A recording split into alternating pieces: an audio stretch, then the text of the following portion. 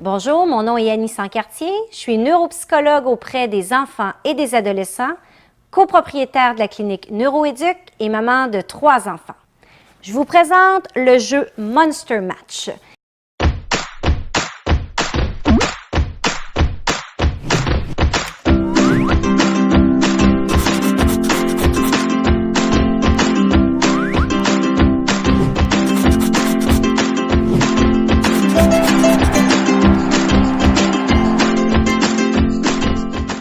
Le jeu Monster Match, qui est un jeu qui s'adresse aux enfants âgés de 6 ans et plus pour 2 à 6 joueurs et dont les parties ont une durée d'environ 5 à 10 minutes. Alors, c'est un jeu très amusant pour développer vos capacités d'attention et également d'inhibition, ce qu'on appelle aussi l'autocontrôle ou le fameux stop. Petite mise en contexte pour ce jeu. Les monstres ont envahi la ville et sont décidés à y trouver tous les beignes et à les dévorer. Vous devez donc attraper ces chasseurs de beignes, ces monstres, avant qu'ils ne dévalisent toutes les pâtisseries. Comment se joue ce jeu? On prend les cartes qui sont à l'intérieur et on place le jeton Zilch au centre. Tout autour, on dispose 10 cartes de monstres.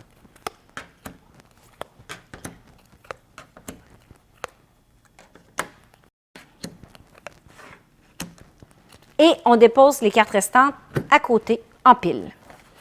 Le premier joueur est prêt à commencer. Il prend les 2 dés. Sur un des dés, il y a des chiffres de 0 à 5.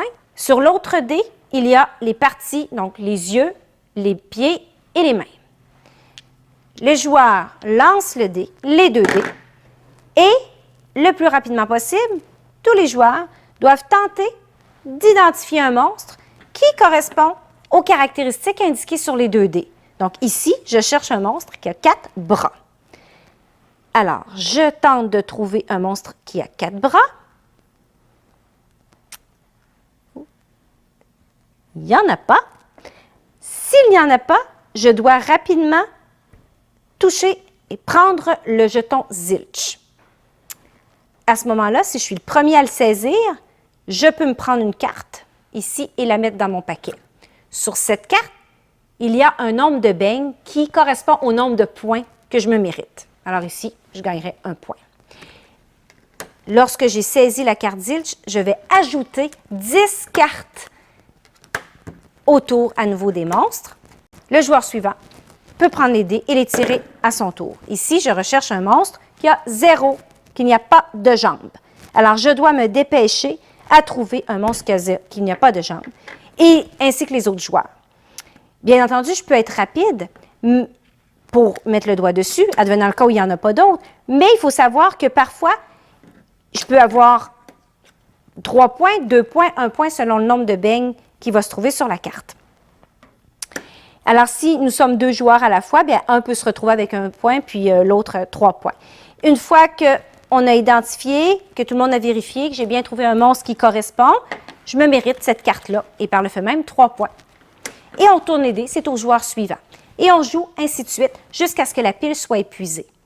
Si jamais on fait une erreur, c'est-à-dire que j'identifie trop rapidement un monstre qui ne correspond pas à ce qui est indiqué sur mon dé, alors je dois prendre une carte de mon jeu et la remettre au sein du jeu. Sinon, une autre erreur serait de prendre le jeton Zilch en pensant qu'il n'y a aucun monstre qui correspond à ce qui est indiqué sur les dés. Et à ce moment-là, encore une fois, je devrais prendre une carte de mon jeu et la remettre.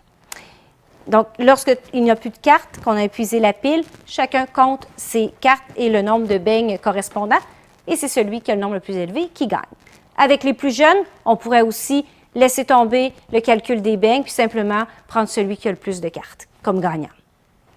Alors, tout à l'heure, lorsque je vous indiquais, par exemple, que le dé nous indique qu'on doit chercher un monstre qui n'a pas de jambes, eh bien là, tous les joueurs s'unissent pour essayer de trouver des monstres qui pourraient correspondre à ces caractéristiques. Alors, moi, j'ai trouvé celui-ci ici, puis qui a 3 beignes, mais mon voisin pourrait avoir... Et une fois que j'ai touché avec mon doigt sur une carte, je ne peux plus l'enlever.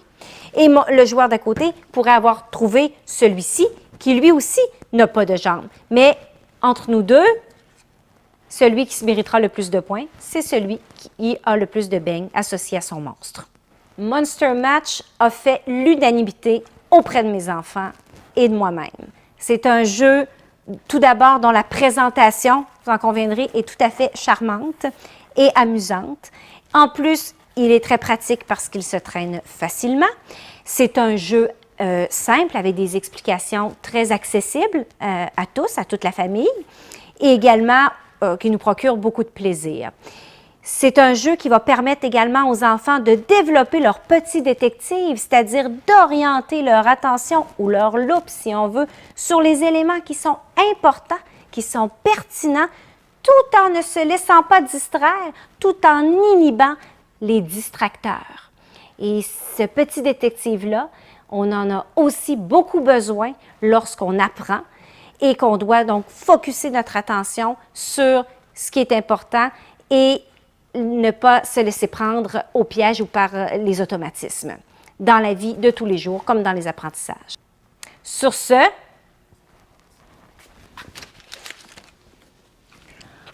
bonne chasse aux monstres!